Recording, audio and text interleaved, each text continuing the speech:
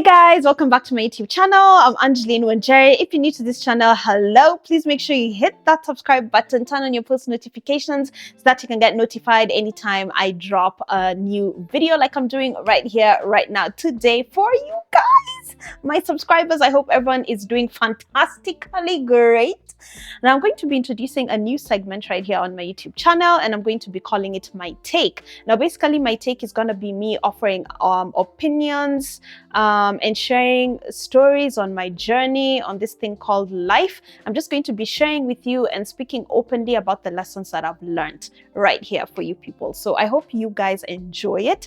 Now, this is a segment that I was supposed to have started months ago, but like most people, before we begin anything new, fear creeps in, and then we begin procrastinating, and then I started questioning myself, like, am I good enough? Am I a good speaker? Will people want to hear what I have to say? Do people even want to listen? I don't have a good background. Mara, I don't even have an opener or a trailer for this thing. How is this going to work? What am I, blah, blah, blah, like so many things.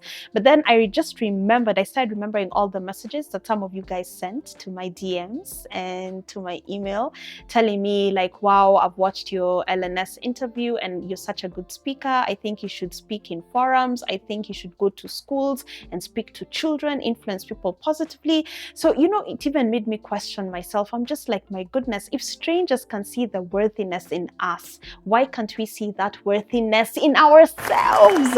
We can do better. Come on. So today I woke up and I was like, you know what? I am so tired of procrastinating. I am just going to start with whatever I have. I mean, I have a phone, I have a tripod, I have a light. Here's my background. Here I am. And I was just like, I'm going to begin as it is. And God will just provide for me as I go. Liwe liwalo aonyaje. So I hope you guys enjoyed this segment. Please watch it till the end. And I hope it influences you guys positively. Now, today I'm going to be speaking on something that I have learned along the way. It's something that I've gotten a better understanding of as I've matured into an adult and grown into my journey. It's something that I'm getting a better grip of, and it's something that I have, how do I phrase it? It's something that I have, how do I say it? Come on, girl. Come on, girl. This is something that I've learned for myself. I taught myself this through the things I've witnessed and also the things that I've experienced. And what I'm talking about, long story short, is loyalty. That is what I'm going to be discussing on My Take today. Okay, so welcome to My Take, guys. Let's talk loyalty. Now, loyalty, I firmly believe, like when I saw this statement, I Googled loyalty, and then when I saw this, I was like, oh my gosh, this is so true.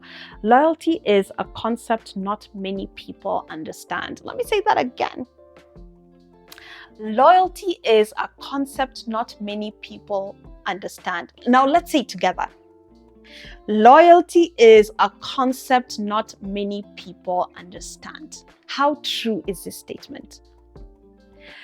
Also on Google, or for people, if you have a dictionary, loyalty will be defined as a strong feeling of support or allegiance, which is true, but that's not all loyalty is. That's not all loyalty stands for. One thing a dictionary or Google won't tell you is that loyalty begins with self. Just like so many other things in this life, loyalty begins with self. What are some of these other things? Love, for example. How can I love you or others if I can't love myself? Joy, for example. How can I be joyous or joyful to people if I don't have joy within me? Peace is another one. You cannot have peaceful relations with people if within you all there is chaos. You have no peace within you. If you have no peace within you, then only chaos will surround you because it's just mimicking what's inside of you. Loyalty is the same thing. You cannot be loyal to others without first being loyal to yourself. Did you hear me? You cannot be loyal to others without first being loyal to yourself. And let me explain what I mean. Being loyal to your beliefs. Let's start from there. Are you loyal to your beliefs? You know stealing is right. Are you loyal to that? Or if your brother steals, utasema, since he's my brother, it's okay. No worries. Wacha hata tukule pamoja. You know murder is wrong, right? Are you loyal to that? Or when somebody you love or someone close to you commits murder, you lie for them and help them cover it up. You know rape is wrong, right? So when your boy rapes a woman, will you stay loyal to that belief where you know rape to be wrong? Or will you lie for him, cover for him, and allow him to continue doing this to other women, to hurt other women? What truly is loyalty? Let's explain it. Now, this for me is my definition. Loyalty, as I said in this video, I've already said it, begins with self. Being loyal to that which you know is right. Standing true and firm to your beliefs, no matter what the situation or no matter who is involved. Now that is loyalty. And those are people that you can trust. You know those people that are unmoved or unshaken. Yani, you can't tell them this or this, they know it to be this. Those are people that know how to be loyal because they are so loyal to their beliefs, to who they are. They cannot be shaken or moved by the situations, the environment, the circumstances around them. They are so true to themselves from within. In that when that friend, their boy, rapes a girl, they'll be like, listen, dude, you messed up. That was wrong. I can't allow this to slide. I have to report you. This was wrong. This was messed up. Do you know that's a loyal friend? That's a loyal friend because they have such allegiance to their beliefs, to what they know to be right, to what they know to be true. No situation can sway them. That's a loyal friend. I would love to have somebody like that having my back. Because he will tell you, I have to report this. But I'm telling you, as you are suffering the consequences, that dude will have your back through the court cases. He will stand by you. He will support you, even when he knows you've done wrong. But he won't help you cover up your crime. That's loyalty. That's love. That's love. Like when our parents used to discipline us when we do something wrong, they did it out of love. And why do they do it? They want you to know the difference between right and wrong. A loyal friend will call you out when you've done something wrong. Be wary of those people that watch and keep silent as you keep doing wrong. Those people are either A, afraid of you. And if I am afraid of somebody, why am I pursuing any kind of friendship or relationship with you? And if I'm afraid of you, it means I know you are capable of much worse. And that's why I keep quiet. Another reason somebody will keep quiet and watch you do wrong is because they are benefiting from that relationship the two of you have. They're either benefiting financially and they don't want that to end. They're benefiting professionally. They don't want anything to affect that. They're benefiting in one way or another. And they will not speak out against your actions because they're afraid of those benefits being cut short. So they're using you. A true friend will call you out on your BS.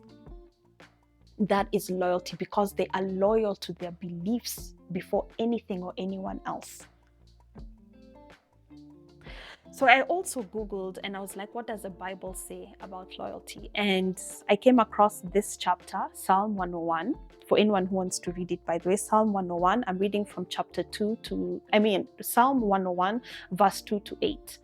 And I will conduct the affairs of my house with a blameless heart. I will not look with approval on anything that is vile. I hate what faithless people do. I will have no part in it. The perverse of heart shall be far from me. I will have nothing to do with what is evil.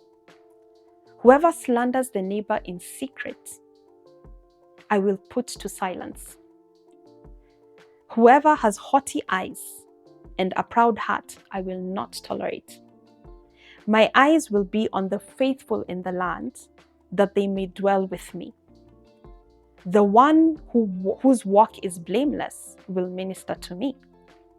No one who practices deceit will dwell in my house. No one who speaks falsely will stand in my presence. Every morning I will put to silence all the wicked in the land. I will cut off every evildoer from the city of the Lord. Psalm 101, verse 2 to 8. It was written by David. So basically, what is it asking you to do? Speak out against evil. Be loyal to yourself first before being loyal to anybody else. Be loyal to your beliefs, to that which you know to be right, to that which you know to be true. Let me give you an example of fake loyalty, because there's a lot of fake loyalty up in the streets. Let me give you an example. Let me give you two very common examples of two very high-profile people we all know and we've loved at one point in time. I will start off with Kanye West. That is just the perfect example. And then the other example I will use is R. Kelly. My goodness, I loved that man's music, R. Kelly. Let's start with Kanye West and his very beneficial partnership between him and Adidas. Yeezy was formed. Kanye became a billionaire from that partnership. Adidas also made millions. I don't know, I can't remember whether it was millions or billions from that deal, but they made millions and millions of dollars from Kanye West. So it was a beneficial partnership for them both. And they stood by and stood silent as Kanye West did a lot of crazy things. But then the minute it became unpopular to stand by him, they severed ties. When people called for organizations to cut ties with him, they severed ties like this. Somebody who has made them millions and millions of dollars. Just like that, in an instant, they severed ties through a press release. Just like that. They were loyal to Kanye West. Let's move on to R. Kelly. The industry, for us, we didn't know, the industry, people in Hollywood, for people like us, we had no idea what R. Kelly was doing behind the scenes. As we were just there busy dancing to his music, bumping to his music, singing along. But people in the industry for years had known that R. Kelly was abusing underage girls. They kept silent as he married an underaged Aaliyah. They kept quiet. They sat silently and watched him and allowed him for years, decades, out of loyalty. Fake loyalty. Because the minute a documentary was released that aired R. Kelly's dirty laundry, what happened? All these loyal friends that had supported him silently and watched as he did whatever he did before this secret even came out, those people that had remained silent, once the documentary was released, they too started speaking out against R. Kelly. Now defending themselves as to why they were silent. I don't know. All of a sudden, nobody knew. This is news. They knew. But because at that time, it was more beneficial to be Team R. Kelly, because R. Kelly was one of the biggest R&B artists of all time. R. Kelly was it. That guy's star was shining so bright. Nobody wanted to interfere with that. People were benefiting from him. But the minute it was no longer popular, the minute that documentary was released and the truth came out and the whole world saw,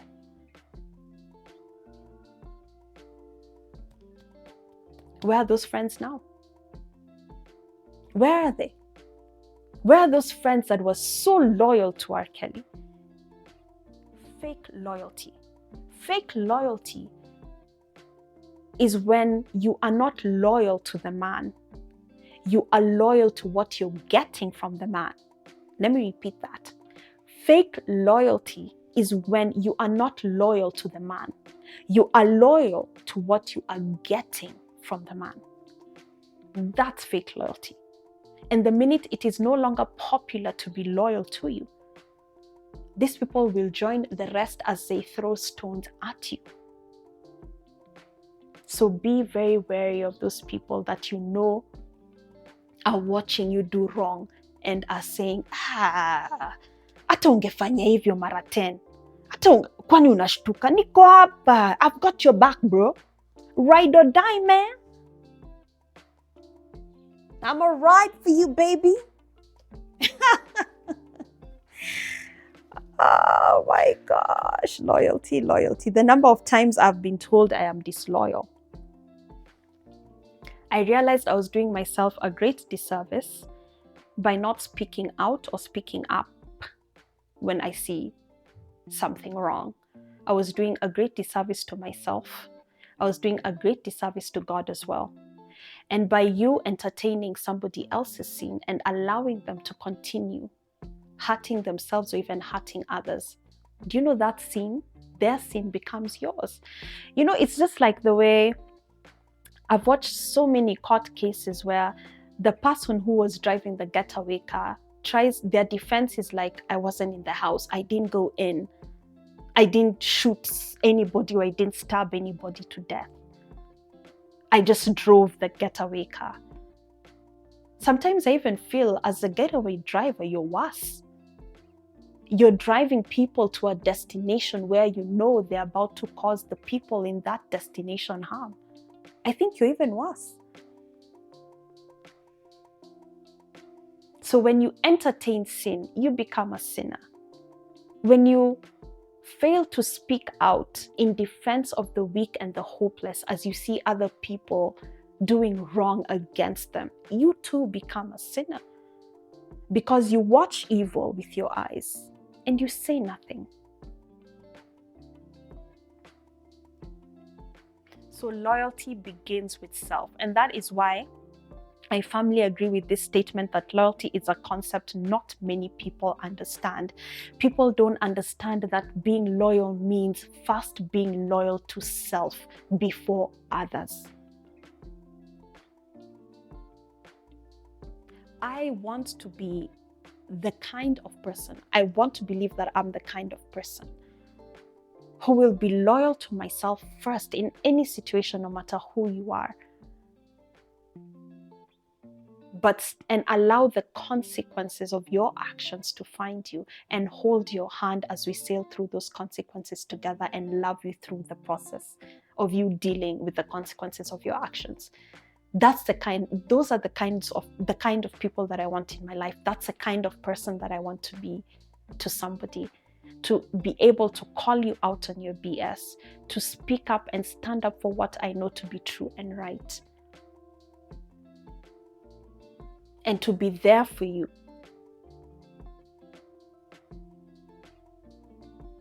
As you suffer through the consequences of your actions. Now that is loyalty. That is love. That is friendship. When our parents saw us doing something wrong, what did they do? They beat us, right? They disciplined us. Why do they discipline us? They love us. We are disciplined out of love, right? And they do that because they want us to be good people. They want us to know the difference between right and wrong.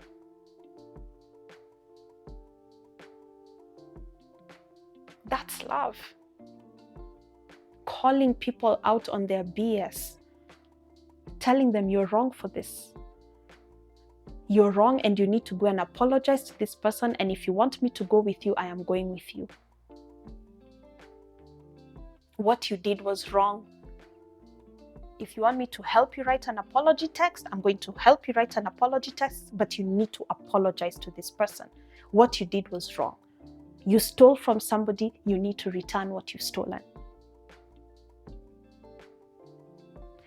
Very quickly, I'll share a story of a mother. I saw this on Daily Mail, and that story really touched me, and it made me question a lot about myself. Like, what would I do if I was a mother in such a situation? So I read the story in Daily Mail, and basically this boy, 14-year-old white, he was walking home from school and he saw his friend being bullied. And what he did was, while trying to help his friend from this bully, because this is somebody who had been bullying his friend for a really long time. He had a knife and he didn't have the knife. I don't know how he grabbed the knife from that bully and then he ended up stabbing that bully. So he stabbed the bully. His friend, the one he was trying to save and protect, ran away. And so did he, in the opposite direction, and he ran home. And back home where his mom was waiting for him to come back from school, he walks in through the door. Now this is from the mom's account, holding a knife, had blood. And he instantly told her, "Mom, I've just done something really, really wrong. I've hurt somebody. I don't know if they're dead, but I've hurt somebody. I stabbed them." So the mom starts panicking and she's screaming. She's like, "What do you mean? What do you mean? What are you talking about? What's happening?" Then he's like, "So-and-so was bullying so-and-so, so I stabbed him."